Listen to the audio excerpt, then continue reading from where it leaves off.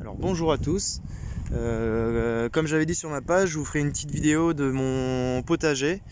Aujourd'hui on est le 20 février 2020, il y a encore du vent, le temps n'est pas terrible, ça commence à se réchauffer un petit peu mais bon, il y a moyen qu'on ait encore beaucoup de gelée, il y a énormément d'eau. Donc voilà, je vous avais aussi... je voulais vous expliquer un petit peu le sol vivant, qu'est-ce que c'était. Donc en fait le sol vivant c'est un non-labour de la terre, pas de bêchage. Si on vient retourner un petit peu la terre avec un petit motoculteur on va dire, ça sera pas plus de 10, allez, voire 15 cm quoi. Et encore, le mieux du mieux c'est de rien faire, juste gratouiller un petit peu, une aérobêche ou une grelinette comme on appelle, et puis on laisse faire un peu la nature. Donc voilà, le sol vivant, c'est que déjà nous en tant qu'être humain on est inférieur à 1% sur sur le vivant à l'échelle planète Terre. Donc on n'est vraiment pas grand chose, et le reste c'est toute cette biodiversité qui va amener aux plantes énormément de choses, la pollinisation, le travail du sol.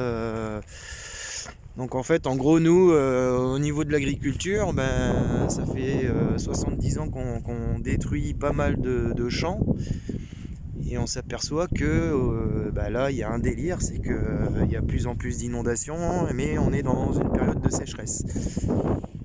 Voilà, d'année en année, de décennie en décennie, on commence à augmenter les températures.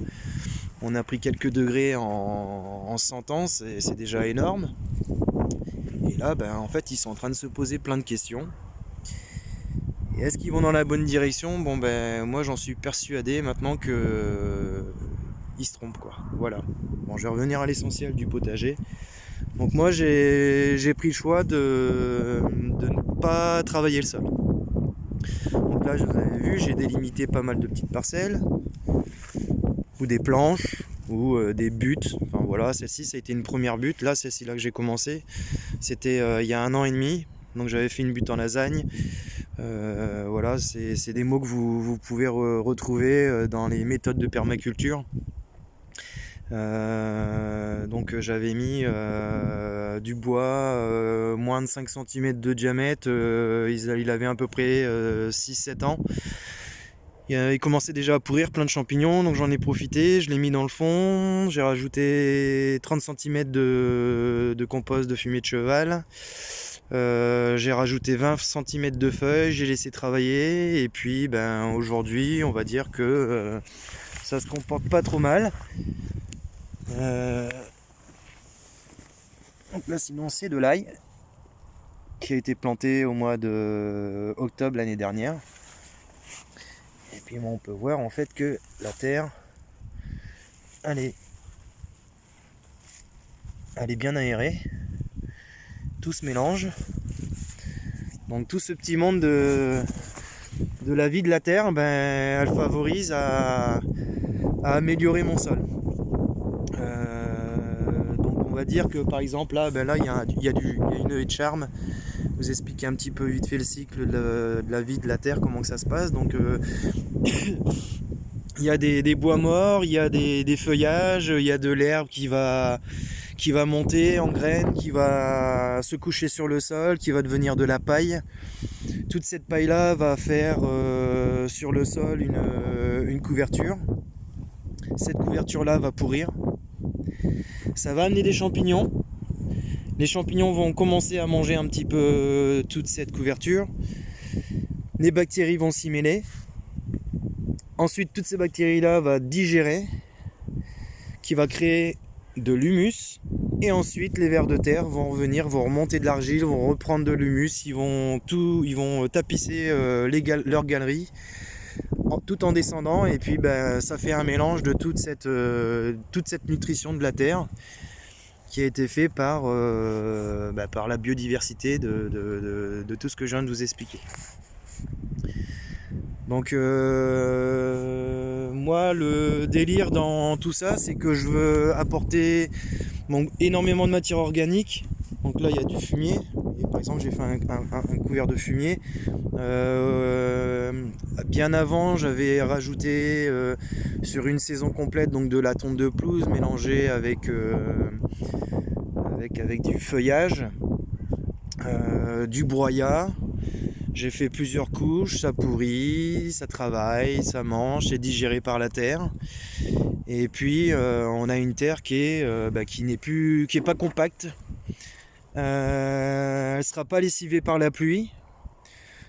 Pourquoi des petites parcelles comme ça? Parce qu'au moins je ne marche pas sur le sol, il est toujours meuble, il se tassera jamais. Et puis voilà, regardez par exemple, là je vais vous montrer, il y a une formation de champignons du coup, hop, voilà, ça c'est un champignon, tac, donc du coup le travail il se fait, voilà, et quand on dégage bien, en plus là voilà c'est marrant parce que on va le voir en direct, voilà, lui il est là, l'ouvrier du jardin. Mais le ver de terre, il fait son travail. En même temps, il est protégé. Donc voilà, un petit peu ce que je souhaitais vous montrer.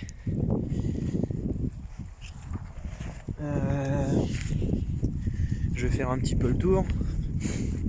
Là voilà, il y en a plusieurs là-bas dans le fond. Donc je disais la première, elle fait 1m20 sur 4m50.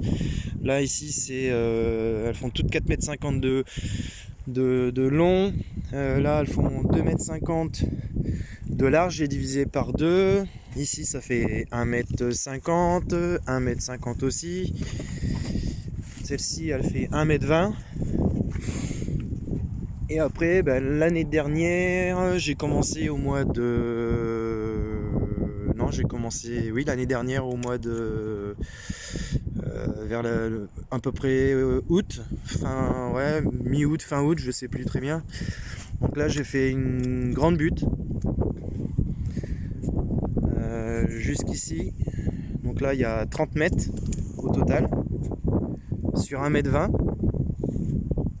Là il y a 4m50 sur 1m20. J'ai planté des fraises qui se sont... Ça s'est multiplié sur mon petit coin de fraisier que j'avais. Et là après j'ai encore 12 mètres. Voilà. Ici je me suis fait une petite pépinière avec un gros voile de forçage au dessus. Je vais m'en servir pour mes semis d'extérieur sous châssis. Et puis là ici voilà, bon c'est pas encore fini. Toutes les petites planchettes que j'ai mis sur le côté, les petits rebords, c'est que de la récup que j'ai fait. Tout le broyat que j'ai pu mettre aussi, je remercie mon cousin parce qu'il m'a bien dépanné. Il m'a amené cette année énormément de tonnes de pelouse et de broyat. Et ensuite là j'ai refait pareil, c'était dans le mois de octobre. Donc là ça a été grelinette directement sur le sol. J'ai retiré un peu les mauvaises herbes et j'ai mis du carton sur tout le sol. Et j'y ai rajouté du broyat BRF, un bon broyat de platane qui m'avait ramené. J'ai mis à peu près un bon 15 cm, qui a déjà diminué avec la pluie qu'il y a eu, et puis ça se tasse. Et pour l'instant, il n'y a pas encore trop d'activité, mais ça va pas tarder. Mais là par exemple, ça a été fait au mois de septembre. Là ça a été la même chose, j'ai juste passé l'aérobêche, la grelinette sur le sol avec du broyat, j'ai mis un bon 10 cm de broyat et là on voit que voilà, ça c'est la digestion des vers de terre. Voilà, c'est les turicules de vers de terre qui recrachent à la surface après leur travail dans le sol. Donc là je peux constater qu'en fait sur cette parcelle là c'est bon, la vie elle commence à prendre. Donc ça c'est vachement intéressant pour moi. Donc là il y a encore des petites brindilles d'herbe, bon ça c'est pas grave, hein, ça va pourrir, je referai un petit nettoyage vite fait. Et puis voilà le jardin que je souhaitais vous présenter. Donc très important, le non-travail du sol et un paillage. Une bonne couverture, ça va vous limiter l'évaporation de votre terre, ça va garder une fraîcheur à l'intérieur. Vous allez diminuer énormément votre arrosage pendant l'été. L'année dernière, j'avais mis des tomates. Pendant la canicule, j'y ai mis en gros un 50 centilitres par pied d'eau tous les tous les 10 jours, 15 jours, et encore je l'ai fait parce que je me suis dit il fait vraiment chaud, et au final ils se sont bien comportés. J'ai pas eu de maladie, j'ai eu de la chance peut-être que cette année la chance me sourira pas, mais en tout cas ça s'est très bien comporté. Là j'ai encore des blettes de l'année dernière. Bon, il a fait extrêmement doux, hein, donc du coup la gelée elle a pas fait trop de mal. Mais même là les pieds, ça c'est un pied que j'avais recoupé complètement à la base du pied, celui-ci, et ben il est reparti. Voilà, ça repart. Il y a encore quelques. Là c'est des choux de Bruxelles et des poireaux. Voilà, donc ça permet cette méthode là de pas, la terre ne se compacte pas. Le désherbage, alors là le désherbage l'année dernière, si j'ai rempli un seau de désherbage sur toutes ces parcelles là, c'est tout ce que j'ai fait. Il n'y a vraiment rien, c'est très intéressant.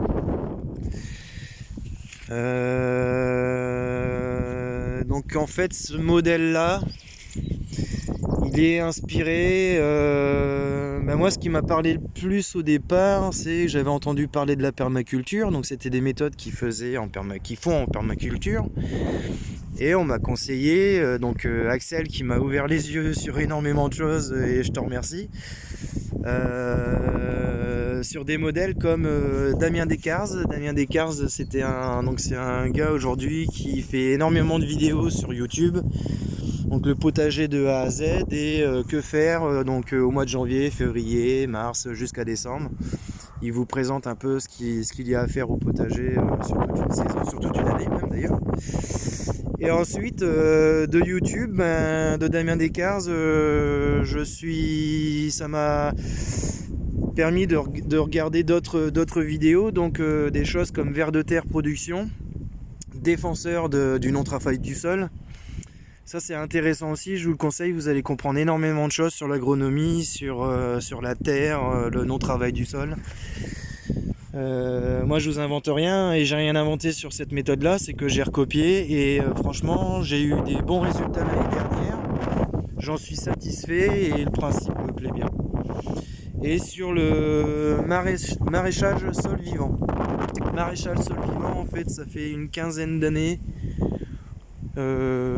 ils se sont penchés, donc François Mullet et Vincent Levavasseur avec Conrad Schreiber. Ça c'est 3 piliers du maraîchage sol vivant, donc du potager sol vivant, du non-travail du sol, où ils se sont posés un jour, ils ont regardé la nature, ils se sont dit en fait ça pousse tout seul. Voilà, une forêt ça pousse tout seul, un arbre vous le plantez ça pousse tout seul. Là on avait fait du bois avec mon beau-père il y a 5 ans. Il y a 6 ans, en fait les arbres sont tombés, ça a grainé des charmilles, et les charmilles ils ont poussé tout seuls. Voilà, il n'y a rien à faire. Pourquoi qu'une prairie ça pousse tout seul, pourquoi qu'une forêt ça pousse tout seul? Donc ils se sont penchés là-dessus, ils ont regardé par rapport au dépôt de matière organique qui se met tout au long de l'année. On n'a pas besoin d'amener des engrais chimiques, des herbicides, des pesticides et tout le tralala de Bayer Monsantos et toute la compagnie. À partir du moment où vous avez un équilibre dans votre jardin, dans votre sol et dans la biodiversité autour, vous n'avez pas à vous inquiéter, il n'y a pas besoin de bêche, il n'y a pas besoin de motoculteur, déjà vous polluez pas comme ça, vous faites moins de travail, donc on appelle ça le jardin du paresseux. Donc moins vous en faites, mieux ça sera pour vous, voilà, vous serez moins fatigué, et c'est beaucoup plus respectueux de la nature. est beaucoup vachement intéressant, quoi. Franchement, il y a du retour là-dessus sur des maraîchages dans le sud, sur des 100 hectares de serre. Les mecs ils commencent à faire ça, ça fonctionne. Il y a un modèle aussi, un québécois, Jean-Martin Fortier, il s'est inspiré de ça, donc lui c'est plus en bio-intensif. Il s'est inspiré de ça et ça fonctionne aussi. Lui sur même pas un hectare de verger, enfin de verger et de potager, il arrive à sortir des quantités astronomiques de légumes. Bon, c'est son travail, il a étudié le truc, hein, il est très intelligent et franchement ça réussit, c'est extraordinaire ce qu'il fait. Il y a un autre truc que je voulais vous dire aussi par rapport à ça. Ce qu'il y a, c'est que je vais pas respecter la distance entre les routes. Par exemple, vous allez planter des poireaux, vous allez les mettre tous les 10 cm et on va dire entre les deux vous allez laisser 20 cm. Donc moi j'ai pas envie de perdre de la place. C'est que toutes ces petites parcelles là, en fait il va y avoir de la culture partout. Chaque centimètre sera pris par la culture. Je vais respecter juste les distances entre les deux. Et sur 1 m² par exemple, les poireaux, ça sera tous les 10 cm et donc il y en aura 10 par 10 sur 1 cm sur 10 sur 1 m², il y aura 100 poireaux. Voilà. Ça fera une couverture au niveau du sol, ça évitera aussi à ce que les mauvaises herbes prennent le dessus. Ça va faire de l'ombre à la terre, on va garder l'humidité, en plus du paillage, et voilà. Un petit peu ce que moi je fais. Voilà, donc je vous souhaite une bonne après-midi, j'espère que j'ai répondu à quelques questions. Et puis voilà, ça me tenait de vous faire cette petite vidéo quand même. Donc voilà, je vous remercie.